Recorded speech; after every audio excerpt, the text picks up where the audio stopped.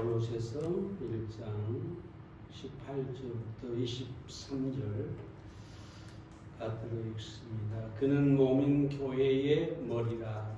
그가 근본이요 죽은 자들 가운데서 먼저 나신 자니 이는 친히 만물의 으뜸이 되려 하시니요 아버지께서는 모든 충만으로 예수 안에 거하게 하시고 그의 십자가의 피로 화평을 이루사 만물 곧 땅에 있는 것들이나 하늘에 있는 것들을 그로 말미암아 자기와 화목해 되기를 기뻐하시니라. 전에 악한 행실로 멀리 떠나 마음으로 원수가 되었던 너희를 이제는 그의 육체의 죽음으로 말미암아 화목해 하사 너희를 거룩하고 흠없고 책망할 것이 없는 자로 그 앞에 세우고자 하셨으니 만일 너희가 믿음에 거하고 터 위에 굳게 서서 너희 들은 바 복음의 소망에서 흔들리지 아니하면 그리하리라. 이 복음은 천하 만민에게 전파된 바요 나 바울은 이 복음의 일꾼이 되었노라.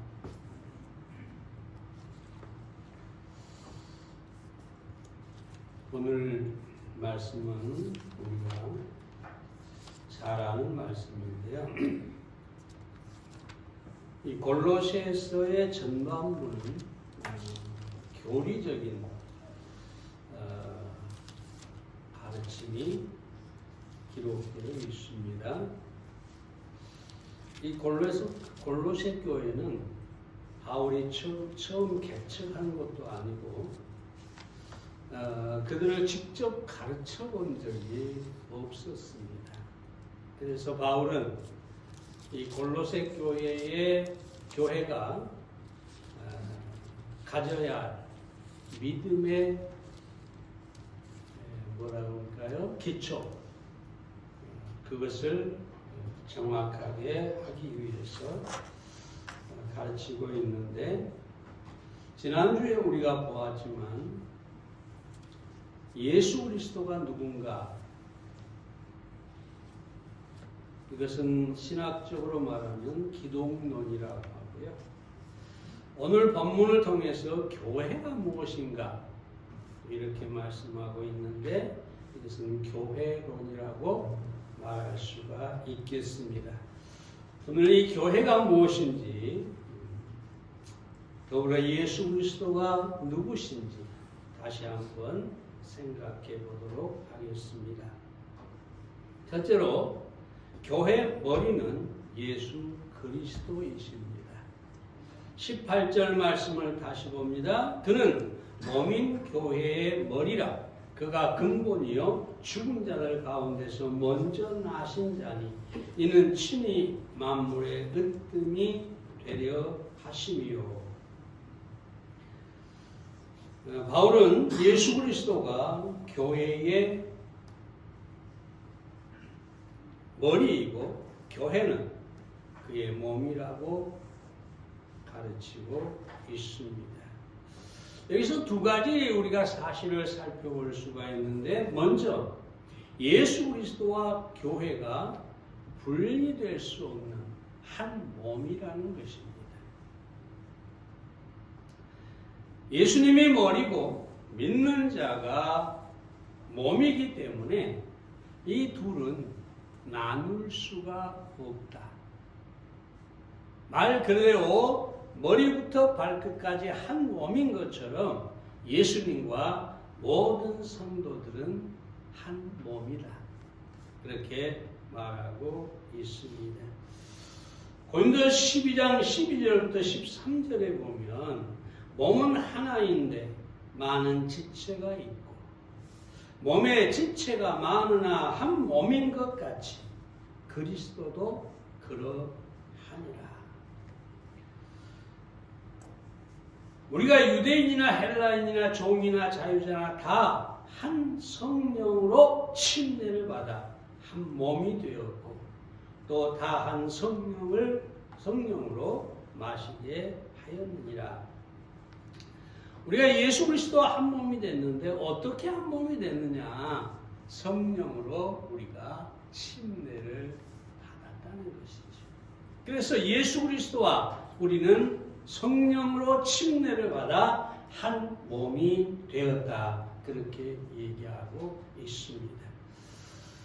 제가 말씀을 드렸습니다마는 독일의 신학자요 순교자인 본 해퍼가 이렇게 얘기하죠. 교회는 공동체로 실존하는 그리스도다. 교회는 성령 안에서 현존하는 그리스도다. 교회가 뭐냐? 교회가 이 땅에 현존하는 그리스도다. 무슨 얘기냐? 여러분, 머리가 손과 발을 향해서 너는 내가 아니다. 그럴 수 없는 것이죠. 발도 나고 손도 나고 내 몸의 모든 것이 머리에 속한 것이라는 겁니다. 그러므로 나는, 교회는 현존하는 그리스도다. 참 멋진 표현이에요. 그죠?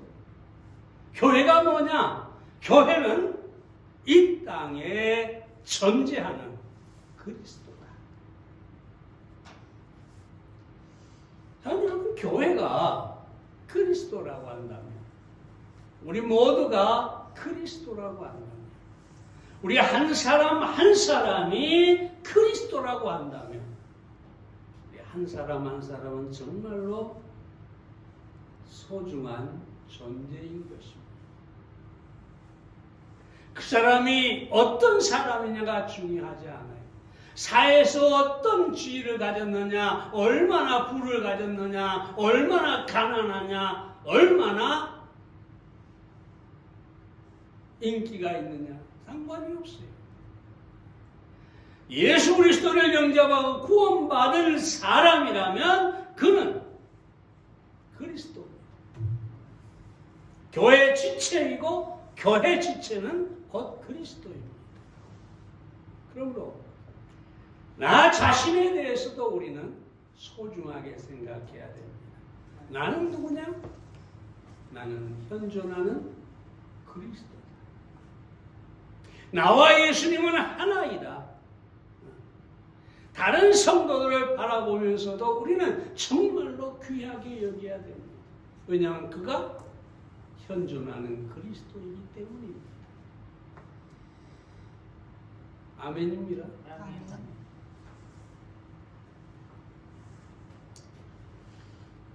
다음으로 예수 그리스도가 교회의 최종 권위라고 하는 사실이죠. 또는 근본이고 으뜸이라고 합니다. 머리라고 하는 것은 절대적인 권위, 최종적인 권위라는 얘기예요. 교회 권위는 누구냐? 예수 그리스도다.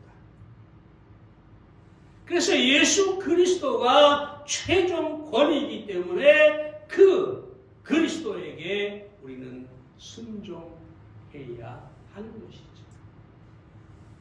머리가 뭘 지시를 하는데 손이 따로 움직인다면 그건 뭡니까? 아픈 사람. 머리가 아무리 명령을 해도 손과 발이 따로 놀고 움직이지 않는다면, 마치 마비가 된 사람처럼 움직이지 않는다면 그건 병든 것이지. 다시 말하면 병든 교회입니다.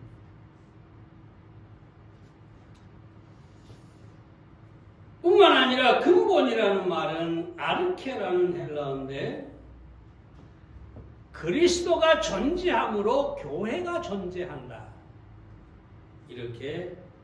이런 뜻입니다. 예수 그리스도가 존재함으로 만물이 존재한다. 근본이 없으면 아무것도 없는 것입니다. 예를 들어서 내가 우리 자녀들에게 뭡니까? 자녀들이 나를 통해 나온 내가 근본입니다. 내가 없으면 누가 없어요? 자녀가 없어요. 예수 그리스도가 없으면 교회도 없는 것입니다.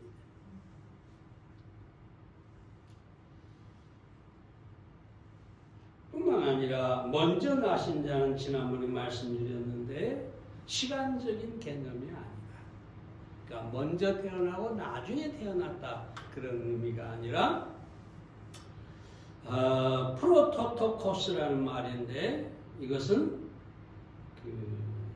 가장 중요한 또는 가장 뛰어난 그런 뜻입니다.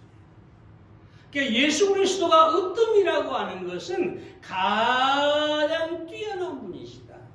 가장 탁월한 분이다. 모든 것 위에 계신 분이다. 그런 의미예요. 교회 안에서 예수 그리스도는 머리여야 되고 근본이어야 되고 그리고 가장 뛰어난 으뜸이 되셔야 합니다.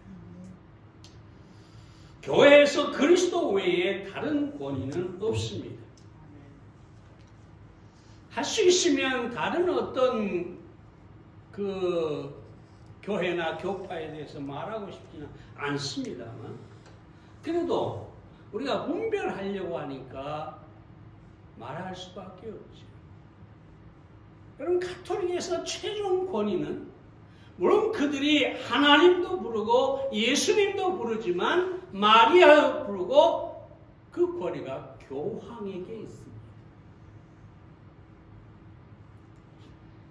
역대 교황의 모든 가르침 그 말이 성경과 동일한 권위가 있다고 합니다.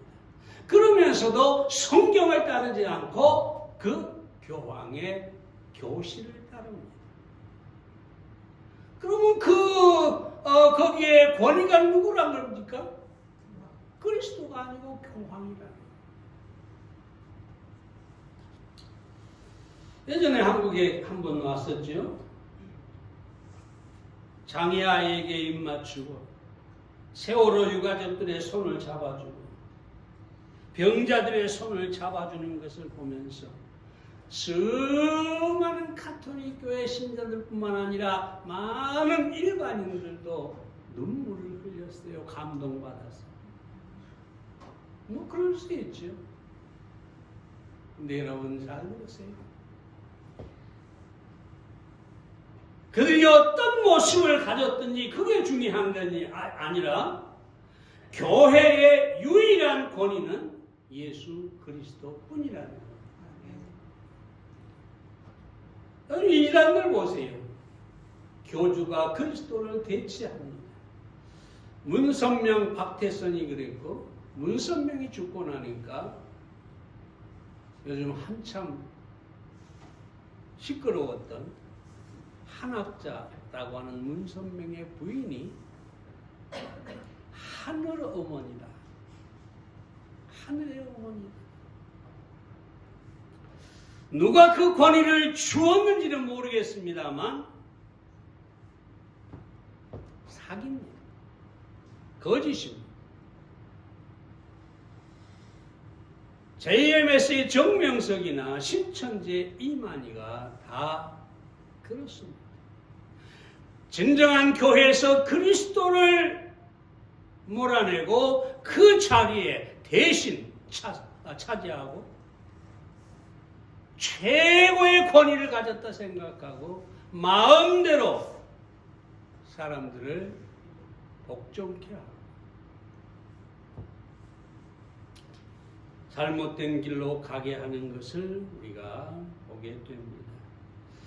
뿐만 아니죠. 교회가 정상적인 여기는 이단이 아니다 하는 교파를 가진 교회도 거기에 목사가 예수님의 자리에 앉아 마음대로 조정하는 사람들이 있어요.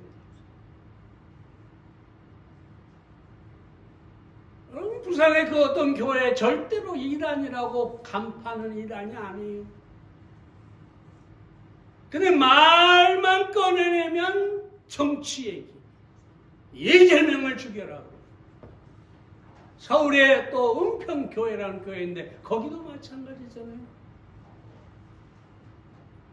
정광훈이는 말할 것도 없고요.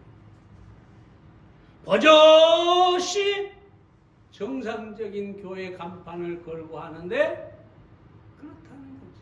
그들만이 아니에요. 수많은 목사들이 이 대한민국에 그리스도보다 더 높은 자리에 앉아서 마음껏 권위를 휘두르고 있습니다.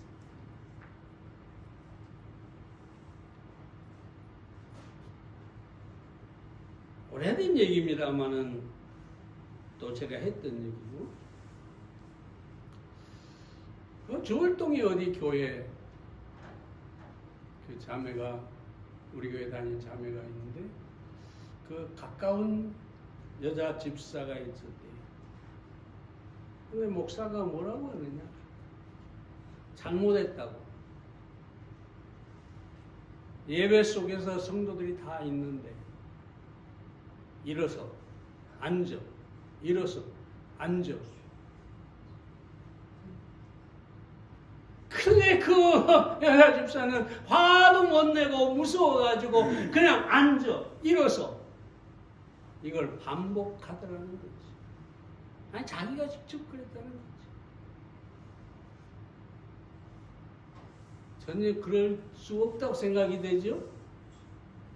실제로 이런 일들이 있습니다. 설교를 중간에 끊더라도 한마디 더 하고 합시다. 어디서 보니까 누굽니까?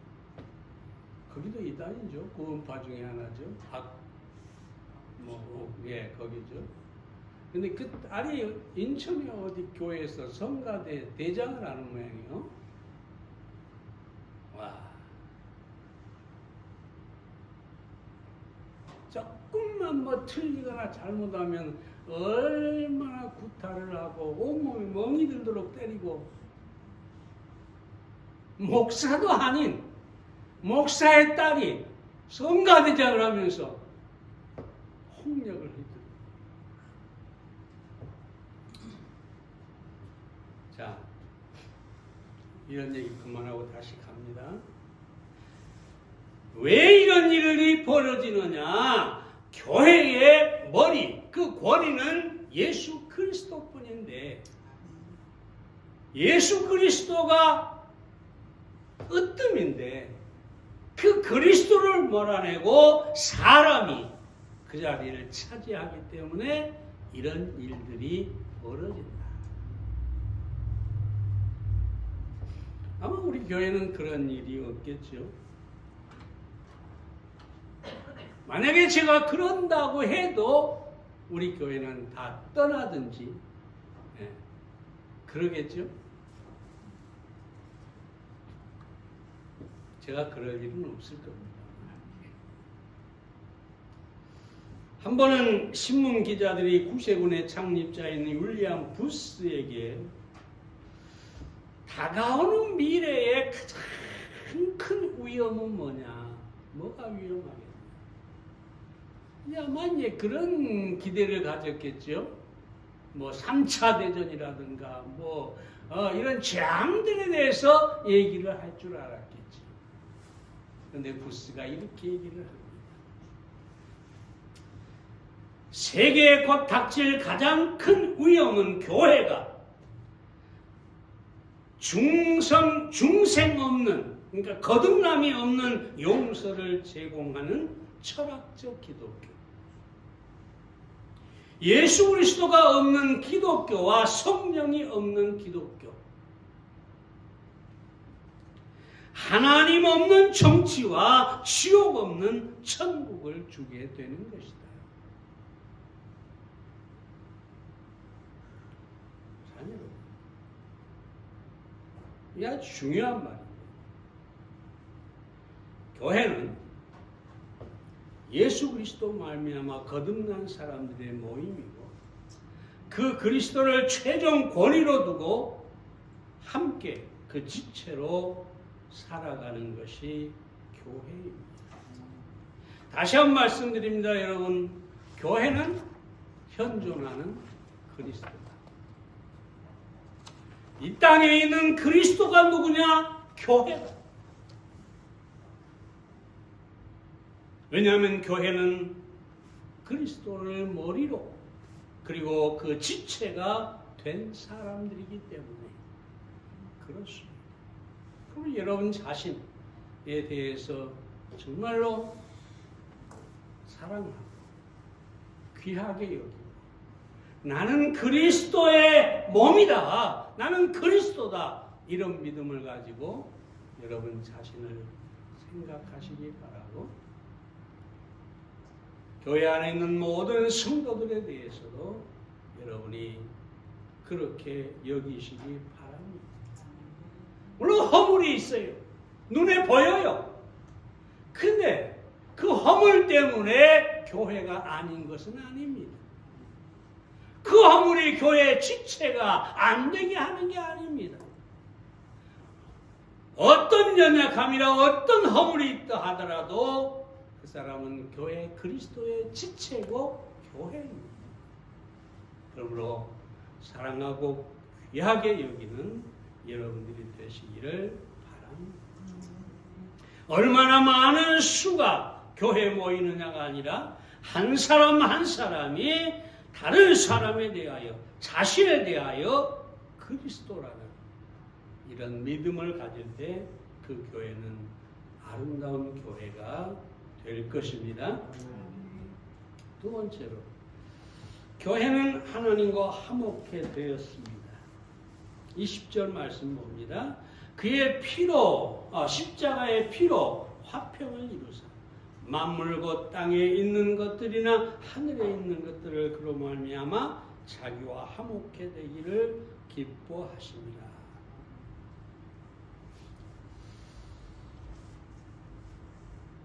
예수님께서 십자가에서 피 흘려 돌아가셨는데 그 이유, 그 목적이 뭐냐를 말하고 있죠. 하나님과 화목해 되게 하려 하십니다. 에베소 2장 11절부터 22절까지 보면 하나님과 인간의 관계에 대해서 여러 가지로 얘기를 하고 있는데요. 원래 인간은 하나님과 화목할 수가 없었습니다. 물론 에덴에서 창조하셨을 때 에덴 동산 안에서 죄가 없을 때는 하나님과 인간이 화목합니다. 그 에덴에서 함께 거닐면서 함께 즐거워하고 복된 그런 피조물이었죠. 그런데 타락함으로 말미암아 인간은 하나님의 원수가 되고 오늘 본문에도 나옵니다만 이방인이 되고 무할례당이 되고 외인이 되고 하나님과 화목할 수 없는 그런 관계가 되었다고 합니다. 그런데 하나님께서 우리를 하나님과 예수님을 통해서 하나님과 화목하게 했다라고 합니다. 여러분, 이 사실은 우리가 쉽게 이해가 되는데요. 예수님께서 십자가에 돌아가시는 순간에 뭐가 찢어졌다고 했어요? 성소의 휘장이 위에서부터 아래로 찢어졌어요. 그럼 이 성소의 휘장은 뭐냐? 그 안에는 지성소인데 하나님이 임재하시는 곳이에요. 그래서 만약에 그 지성소 안에 누구나 들어가게 되면 바로 즉사하게 돼 있어요. 아무도 살 수가 없어요. 오직 한 가지 길이 있는데 대제사장이 흠없는 짐승의 피를 가지고 지성소에 들어가는데 그 휘장 아래로 들어가면 그 사람은 살 수가 있어요. 심지어 대제사장이라도 그 피가 흠없는 피가 아니면 바로 죽습니다. 그래서 대제사장의 이 옷에는 맨 아래에 뭐가 달렸다고요? 방울이 달렸어요. 그래서 딸랑딸랑딸랑 소리가 나는데 걸을 때마다 소리가 나요. 그럼 이 밖에 있는 사람들이 얼마나 조마조마하겠어요. 혹시라도 우리가 드리는 제사가 잘못돼서 대제사장이 죽지 않느냐. 그래서 이 방울 소리가 나지 않으면 조마조마하겠지. 근데 방울 소리가 다시 나오면 살았구나. 하나님 우리의 제사, 우리의 흠없는 피를 받아주셨구나. 그렇게 되는 거죠. 근데 이렇게 아무리 짐승의 피를 가지고 제사를 드렸다 하더라도 하나님께 가는 길은 여전히 휘장으로 막혀있고, 매년 짐승의 피로 제사를 드릴 때만 일시적으로 하나님께서 죄를 사하시고 이스라엘과 화평케 되신 것을 우리가 알게 됩니다. 그런데 예수님께서 십자가에서 돌아가시는 순간에 휘장이 사람이 찢은 게 아니에요. 하나님께서 저 위에서부터 아래로 휘장을 갈라놓으셨어요. 길이 열린 거죠. 길이. 그래서 히브리서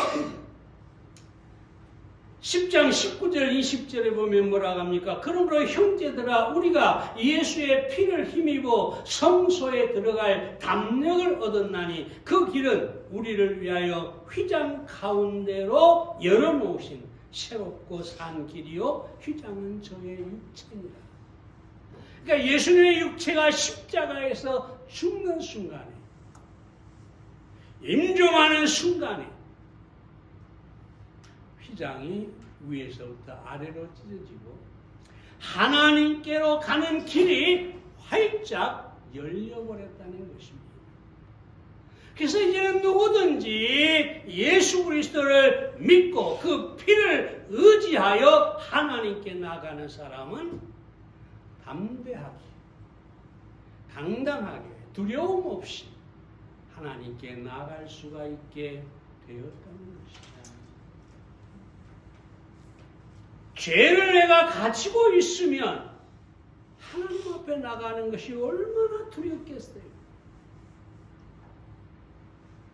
휘장이 가로막혀 있으면 어떻게 들어갈 수가 있겠어요. 근데 예수님께서 십자가에서 우리의 모든 죄를 담당하시고 피를 흘리심으로 말미암아 누구든지 믿기만 하면 의롭게 되는 것이죠. 로마 3장 25절에 보면은 예수님이 화목 제물이라고 하고 5장 1절에 보면은 믿음으로 말미암아 하나님과 화평을 누리게 되었다라고 합니다. 내가 예수 그리스도의 보혈을 믿는 순간에 내 모든 죄가 사함받고 내 믿음이 의를, 하나님의 의를 소유하게 되었다. 물론 여전히 우리는 죄 가운데 있고 죄를 범하기도 하고 우리 안에서 끊임없이 죄가 솟아나기도 합니다. 그럼에도 불구하고 믿는 순간에 우리는 하나님과 동일한 의의를 얻게 되었고, 그래서 예수님께서 열어놓으신 그 길로 하나님 앞에 당당하게 나갈 수 있게 된 것입니다. 오늘 우리는 예배 속에서 하나님께 나온 것이죠.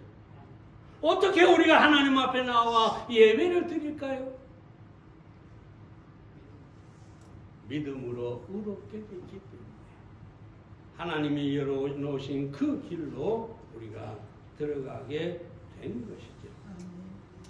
이 화목이야말로, 이 화평이야말로 최고의 축복이고 기쁨입니다.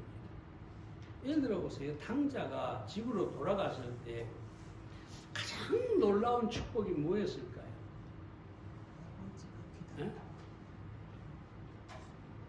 뭐 가락지, 새 옷, 신발, 아버지가 또 다시 줄 어떤 유산, 이런 것이 축복이었을까요? 대한민국의 기독교인들은 그저 저 아버지가 나에게 또다시 유산을 주시 않느냐, 유산을 달라고 아우성치고 있어요. 복 주세요, 복 주세요. 근데 여러분, 이 탕자의 이야기에서 가장 놀라운 축복은 뭐라고요?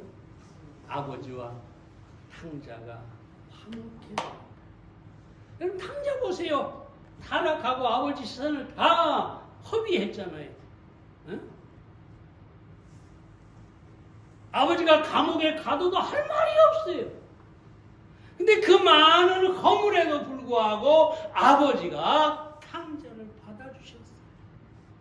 받아주신 순간에 아버지와 탕자는 뭐요? 화목하게 되었어요. 아버지와 화목, 이것이 최고의 축복인 것입니다. 우리가 그리스도인이 되었다.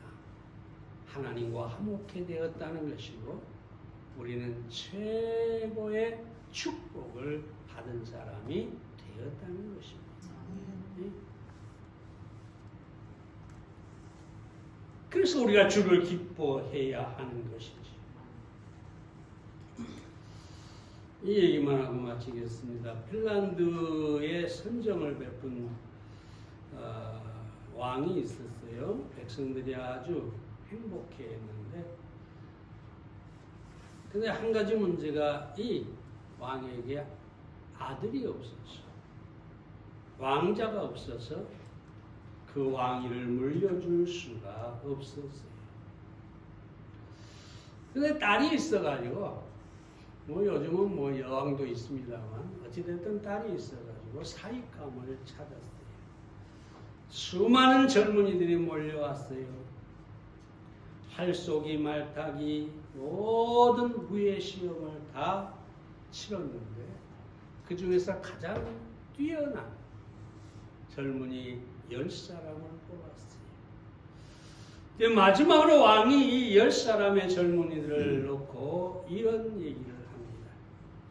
하늘과 땅, 이웃과 이웃을 하나로 이어주는 나무를 일주일 안에 구해와라. 만약 그런 나무를 구해온다면 왕위를 물려주겠다. 이 청년들이 나가가지고 이 세상에 온갖 신기하고 괴상하고 아주 보기 좋고 최고의 나무들을 다 골라왔어요.